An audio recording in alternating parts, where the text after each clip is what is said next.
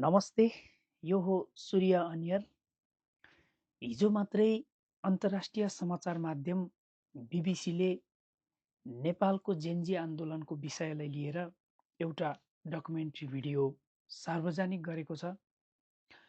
उक्त भिडियोमा जेन्जी आन्दोलनको सुरुवातीदेखि प्रधानमन्त्रीको राजीनामा, देशका धरोहर जलाइएको र नेताका घरहरू जलाइएको विषयलाई विस्तृत रूपमा देखाउन खोजिएको छ।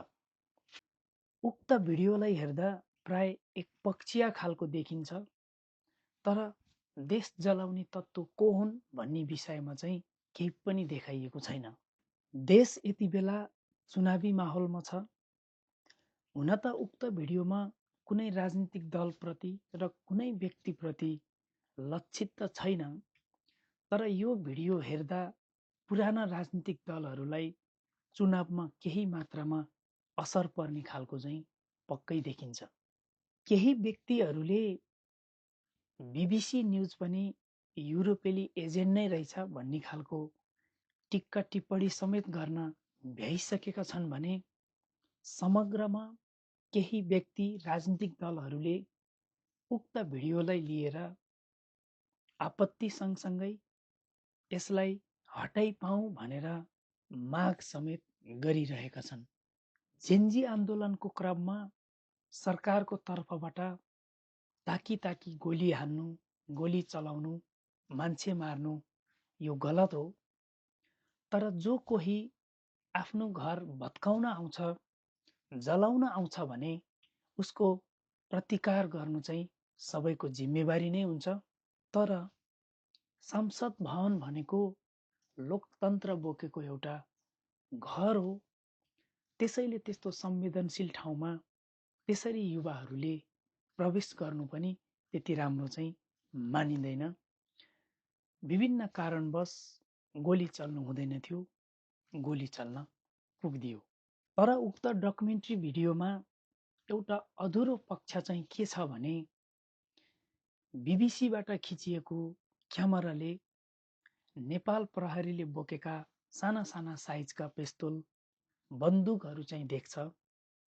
तर देशको धरोहर जलाउनको लागि हिँडेका, पेट्रोल बोकेका, आगोको ज्वाला बोकेका व्यक्तिहरूले चाहिँ बीबीसीको क्यामेराले लुकायो कि देखेन, यो चाहिँ एउटा गम्भीर विषय छ।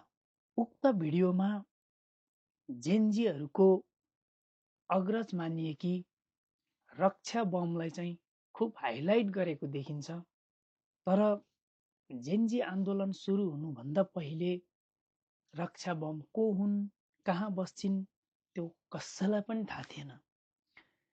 जेन्जी आन्दोलनको आह्वान गर्ने त जेन्जीहरूको संयोजक भनिएका मिराज ढुङ्गानाले होइन। मिराज ढुङ्गानाको बारेमा बोल्नु पर्छ कि पर्दैन बीबीसी? र त्यस्तै गरी जेन्जी आन्दोलन भन्दा पहिले सुदन गुरुङ को हुन्, कहाँ बस्छन् उसको बारेमा पनि केही पनि थाहा थिएन। तर अहिले असली जेन्जीहरू कहाँ छन्, मिराज ढुङ्गाना स्वयं कहाँ छन्, उही उक्त आन्दोलनको क्रममा पानी बाँड्दै हिँडेका हामी नेपाल भन्ने संस्थाका अध्यक्ष सुदन गुरुङलाई अगाडि सारिएको छ। सुदन गुरुङको बारेमा चाहिँ बोल्नु पर्दैन बीबीसी?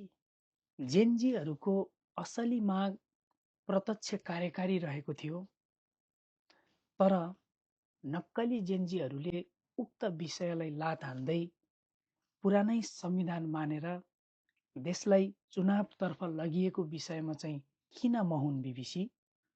उक्त जेन्जी आन्दोलनको क्रममा त्यत्रा विद्यार्थीहरू मरे, निर्दोष बालकहरू मरे, कति प्रहरीहरू मरे, घाइते भए, कति मानिसहरू मरे, घाइते भए, अपाङ्ग भए।